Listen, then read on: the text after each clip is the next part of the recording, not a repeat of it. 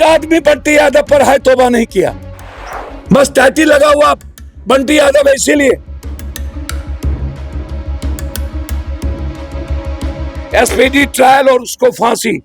जिस तरीके से तरपा तरपा के किन्नर और वीसी ने 4 दिनों तक मेरे बच्चे को मारा है, तेजाब छीटा है, तो पूरी इंक्वायरी हो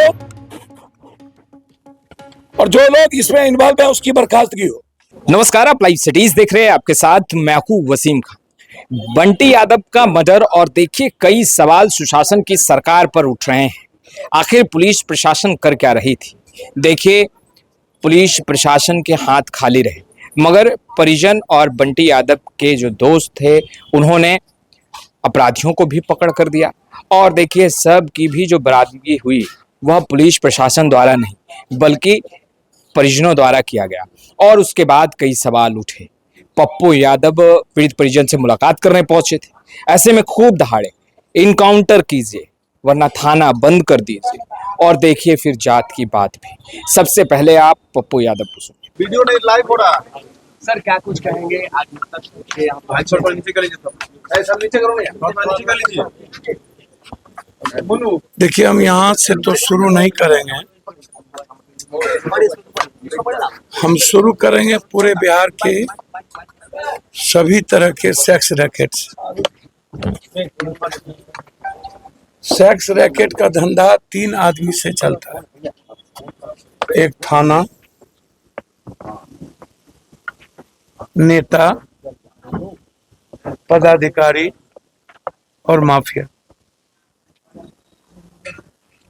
जब से शराबबंदी हुई, होटल का धंधा बाहर के गेस्ट से आना बंद हो गया। तब से 100% 200% होटल में, सैलून में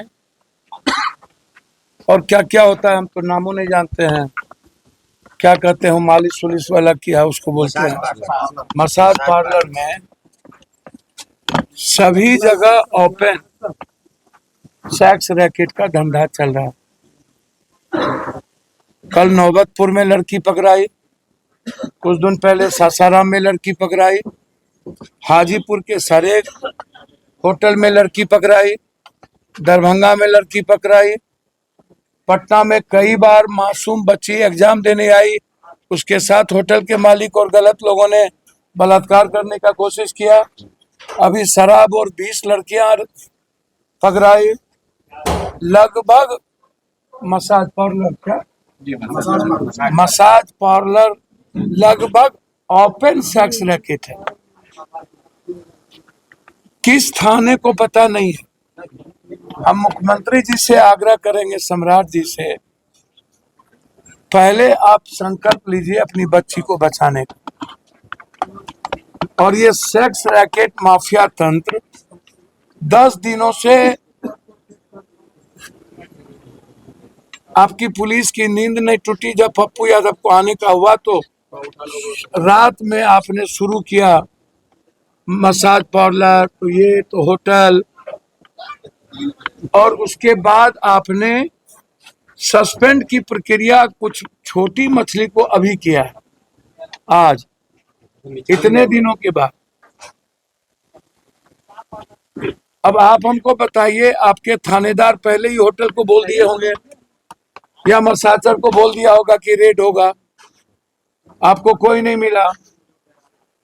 पहले सीसीटीवी फुटेज को आप जोड़िएगा ना।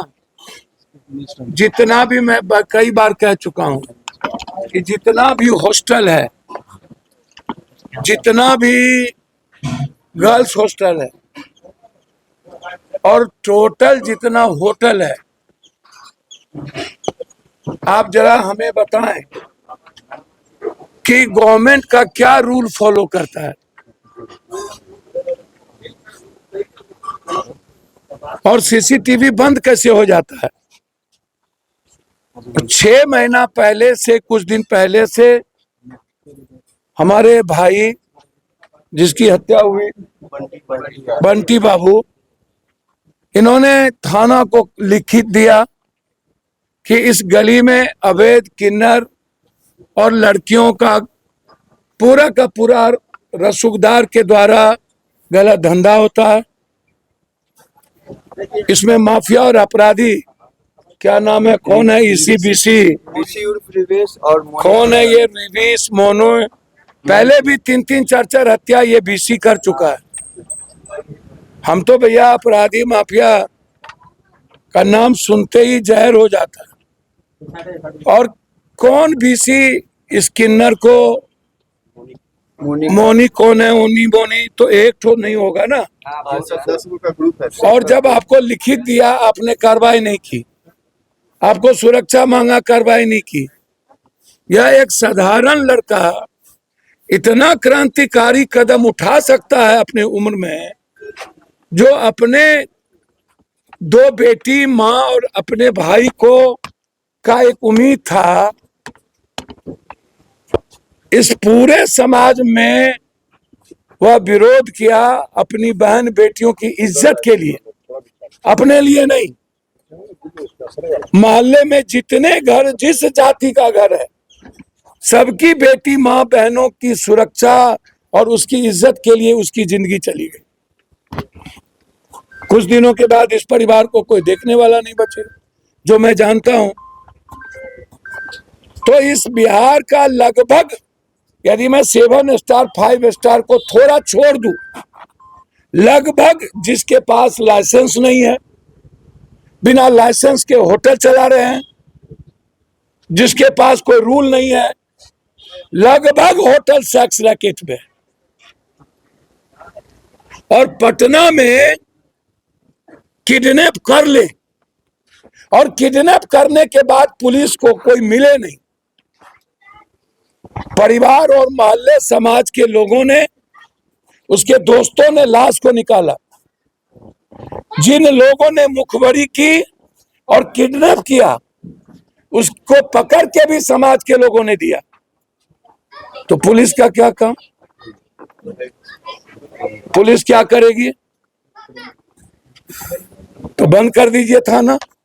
अपराधी माफियाओं के बचाने का, सेक्स रैकेट चलाने का,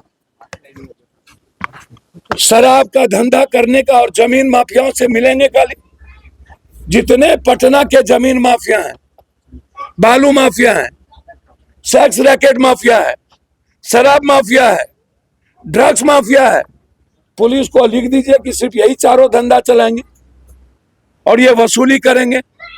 आम आदमी की सुरक्षा थाना नहीं करेगी, चार्जशीट नहीं होगा, एसपीडी ट्रायल नहीं होगा। इस परिवार को आप कोई नहीं बचा, आपने 1 करोड़ की घोषणा तक नहीं किए। आपने एक नौकरी की बात नहीं की। मेरा डिमांड है 5। पहला डिमांड है अविलंब एसपीडी ट्रायल और उसको फांसी। और जो वीसी है वो जल्लाद है। जिस तरीके से तरपा के किन्नर और वीसी ने 4 दिनों तक मेरे बच्चे को मारा है, तेजाब छीटा है, उससे खौफनाक मौत उसकी होनी चाहिए, ताकि किसी की उम्मीद और किसी का सपना, किसी मां और किसी बेटी का सिंदूर ना पोछा जाए। और क्या वो आकाश पताल में गिर गया? कैसे जिंदा है वो?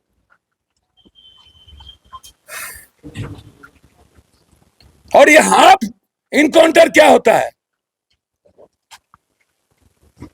या तो क्रिमिनल का काउंटर होगा या तो फांसी की सजा होगी। आप एसपीडी ट्रायल चलाइए, सबका स्पेशल कोर्ट बनाइए, परिवार को कम से कम 1 करोड़ रुपया सरकार के तरफ से घोषणा हो। और जो बेटी हमारी विधवा हो गई, उसको नौकरी हर कीमत पर, इस परिवार की सुरक्षा और अविलंब 72 घंटा के अंदर वीसी की गिरफ्तारी। और पटना राजधानी से, नालंदा, हाजीपुर बगल से, बीटा से आप नष्टो नाबूद कर दीजिए सेक्स रैकेटर को। आप कर सकते हैं मुख्यमंत्री जी, कर दीजिए। हम आपसे अपेक्षा रखते हैं। आज एक आदमी बंटी यादव पर है तौबा नहीं किया, इससे बड़ा घटना नहीं हो सकती। सरकार के किसी मंत्री ने नहीं बोला, बस टैटी लगा हुआ बंटी यादव है, इसीलिए आपने देखा तक नहीं, आपने वे नहीं लिया। जक्कनपुर थाना में आप सिपाही को, एएसआई को सस्पेंड कर रहे हैं। दिया गया था तो जक्कनपुर में ना, जक्कनपुर वाला केस नहीं लिया था, कोतवाली लिया है। फिर कोतवाली। तो पूरी इंक्वायरी हो और जो लोग इसमें इन्वॉल्व है उसकी बर्खास्तगी हो, ये मेरा डिमांड। तो आपने सुना पप्पू यादव का स्पष्ट रूप से सेक्स रैकेट को लेकर के पप्पू यादव ने मोर्चा खोला और कहते नजर आए कि बंटी यादव की जो मृत्यु हुई, जो मर्डर किया गया और कार्रवाई ना की गई और नेता के अब तक जो नींद है वो नहीं खुले हैं, केवल इस कारण कि बंटी यादव के नाम के बाद यादव लगा है, यानी बंटी यादव समाज से आता था, इसलिए सब कोई चुप है। तो आपने सुना पप्पू यादव को क्या कुछ कह रहे थे। फिलहाल इस वीडियो में इतना ही। आपका बहुत बहुत शुक्रिया।